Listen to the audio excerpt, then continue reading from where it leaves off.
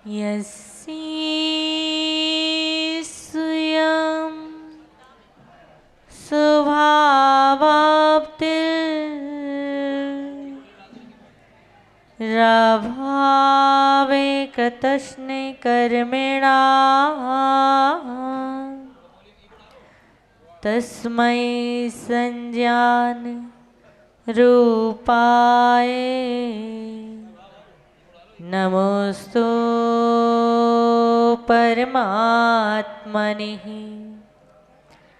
नमोस्तु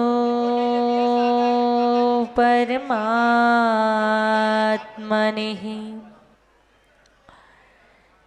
बोले विश्ववंदनीय महावीर भगवान की।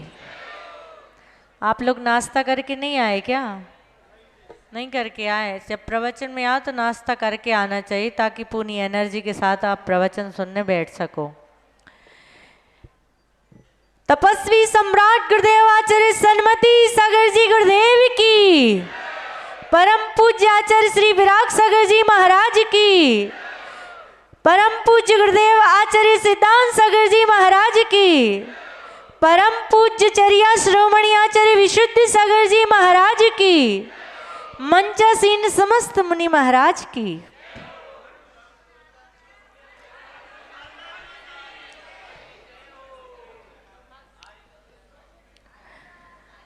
हर दिशाएं दिनकर को जन्म नहीं देती, हर दिशाएं दिनकर को जन्म नहीं देती, हर रात पूनम के चांद को जन्म नहीं देती, हर रात पूनम के चांद को जन्म नहीं देती।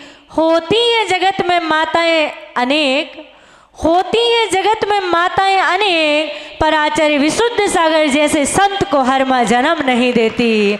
आचार्य विशुद्ध सागर जैसे संत को हर माँ जन्म नहीं देती।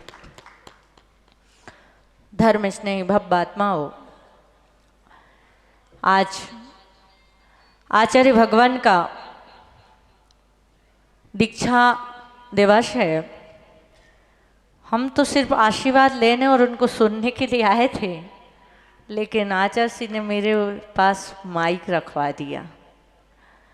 ये उनकी सरलता, ये उनकी सहजता और उनका वात्सल्य। आचार्य भगवान के अंदर कूट कूट के वात्सल्य भरा हुआ है। इतनी सरलता और इतनी सहजता उनके अंदर है कि उन्हें क्या छोटा और क्या बड़ा सबको अपने आगोश में ले लेते हैं, अपने में समा लिया करते हैं। और यही वजह है कि आज आपको पता होगा कि आचार्य भगवान विशुद्ध सागर जी महाराज का जन्म कहाँ हुआ था? भिंड में कि दुर्ग में? अच्छा, मतलब भिंड के पास हुआ था। और जो भिंड का क्षेत्र जो आता है वो चंबल नदी के किनारे वाला क्षेत्र है। और आप सबने सुना होगा कि चंबल नदी के किनारे जो है चंबल के डाकू बहुत प्रसिद्ध है। प्रसिद्ध है कि नहीं? वो डाकू वित्त को चुराते हैं, लेकिन आचार्य भगवान सारी दुनिया के चित्त को चुराते हैं। एक वो भी चोर और एक चित्त को चुराने वाले तो दूसरे हैं वित्त को चुराने वाले। और यही वजह है कि आज आप देख रहे हैं जब आचार्य विशुद्ध सागर जी महाराज का 2007 में आचार्य पद हुआ था। और आचार्य श्री का आचार्य पद जिस मंच पर हुआ था उसी मंच पर हमारा गरणी पद हुआ था। और देख रहे हैं आप कि ये ऐसे चोर हैं, ये ऐसे चोर हैं कि इन्होंने इतने सारे हीरे चुरा लिए, चैतन्य हीरे चुरा लिए। हमारे पास तो 3 ही है और इनके पास 50 से अधिक है। बंधु, आज आचार्य श्री का 31वां दीक्षा दिवस है। हम यही कामना करते हैं और यही भावना भाते हैं कि आचार्य श्री जिस मंच पर आपका आचार्य पद हुआ था, उसी मंच पर मेरा भी गणनी पद हुआ था, उसी सन में, उसी स्थान में, उसी मंच पर मैं आपसे निवेदन करूंगी कि हे भगवान, जब आप तीर्थंकर बने तो मुझे गणधर बना लेना, और जब आपका निर्वाण हो, यदि चंदा प्रभु की टोक से हो तो मेरा शीतलनाथ की टोक से करा देना। आचार्य श्री बिल्कुल भगवान महावीर की प्रतिमूर्ति है।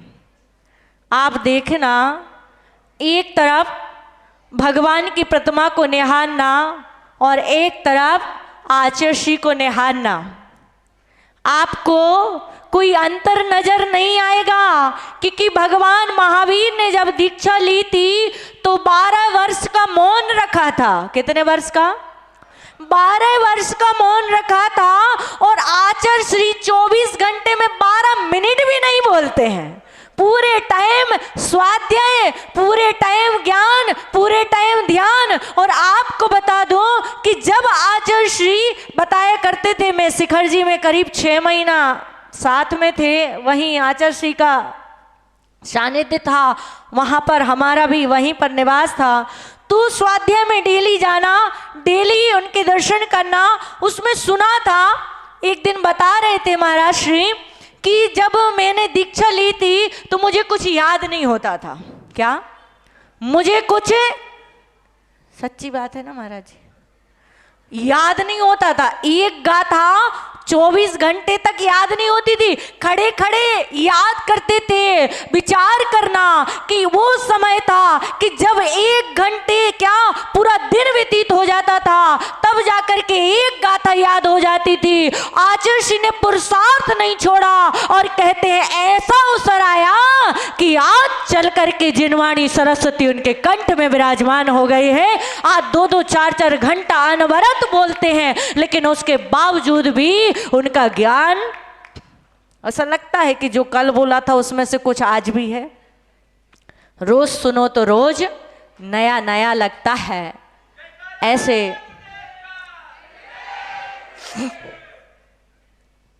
आचार्य भगवान, अभी आप देख रहे हैं इतना सुंदर माहौल, इतना सुंदर वातावरण, आपको कैसा लग रहा है? कौन सा काल चल रहा है? कौन सा काल दिख रहा है आपको? पंचम काल। में पता था कि आप यही बोलोगे, पंचम काल। मैं आपको बता दूं, ये आपकी दृष्टि का दोष है। जहां पर इतना विशाल संघ विराजमान हो जाता है, वहां चतुर्थ काल नजर आता है। और चर्या में देखो आप, चर्या में आप देखो तो पूरी चतुर्थ काल की झलक नजर आती है। जैसी चतुर्थ काल में भगवान महावीर ने साधना की थी, चर्या की थी, चारित्र का पालन किया था, ऐसी आचार्य भगवान की चर्या चतुर्थ काल की चर्या से कम नहीं है। और मुझे तो यहाँ पर इस वैशाली नगर है ना, सेक्टर 6 में पूरा चतुर्थ काल नजर आ रहा है। आचार्य भगवान के 31वें दीक्षा दिवस पर मैं इतना ही कहूँगी, आप सबसे इतना ही कहूँगी कि आप सब भी इस संयम दिवस को मना करके, इस दीक्षा दिवस को मना करके एक ही भावना भाना, एक ही कामना करना, और वह ये कामना करना कि हे भगवान, क्योंकि समय सबका आएगा, सबको एक दिन जाना है, एक ना एक दिन सबको जाना है। बस भावना इतनी बनाना कि हे गुरुदेव, जब भी मेरा अंतिम समय हो, कोई दिगंबर संत आप जैसा मेरे पास हो, ऐसी भावना भाना। सबको यहाँ से जाना है, जाना के नहीं? एक ना एक दिन जाना के नहीं? किसके साथ जाना है? डंडे और कंडे के साथ जाना है या पिछी कमंडल के साथ जाना है? किस किस को जाना है पिछी कमंडल के साथ? फिर आ जाना मेरे पास है, इधर वाले हमारे पास आ जाना, उधर वाले महाराज जी के पास। कंडे और डंडे के साथ तो एक दिन सबको निकलना है। भावना ये बनाना कि जैसे आपने संयम लिया है, एक दिन ऐसा अवसर आए कि हे भगवान, हे परमात्मा, हे गुरुदेव, ऐसा मेरा अवसर आए कि कंडे और डंडे के साथ निकलो, उसके पहले मैं अपने हाथ में पिछी कमंडल ले लो। और पिछी कमंडल यदि नहीं ले पाए तो इतनी भावना जरूर बनाना कि मैं, कोई भी नगर में दिगंबर संत आएगा, कोई भी दिगंबर साधु आएगा, मैं उस पिछी कमंडल धारी की सेवा करूंगी, भैयारती करूंगा, ऐसी भावना बनाना। क्योंकि गाय कितने तरह की होती है, कोई काली होती है, तो कोई गोरी होती है, तो कोई चितकबरी होती है, लेकिन दूध कैसा देती है? काली गाय काला दूध, चितकबरी गाय चितकबरा दूध, लाल गाय लाल दूध, और सफेद गाय ऐसा है क्या? नहीं है ना।